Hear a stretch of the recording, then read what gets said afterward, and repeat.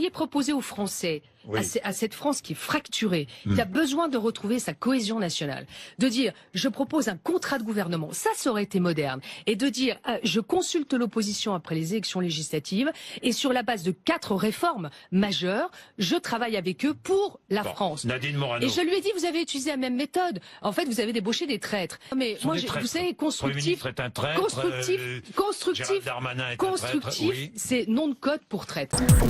Mais je l'avais dit dans ma campagne, moi je suis pas en marche, je suis républicain, j'ai organisé leur primaire, j'y suis depuis la création de ce parti. Par contre, je veux que ça marche. Vous voyez, on peut ne pas être en marche, mais vouloir que ça marche.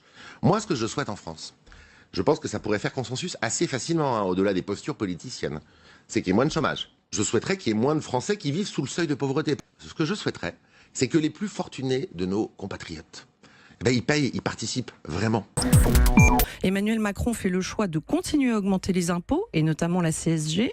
Il fait le choix, et on le sent bien, de matraquer les retraités ou les propriétaires. Matraquer. Bah oui, globalement, c'est toujours une fois encore les mêmes qui vont payer. Et ça, c'est pas que l'augmentation de la CSG. C'est le gazole, c'est le PEL, c'est l'assurance vie. Bref, in fine, on sent que finalement ceux qui vont bénéficier de la baisse de l'impôt souhaitée par Emmanuel Macron sont finalement très peu nombreux.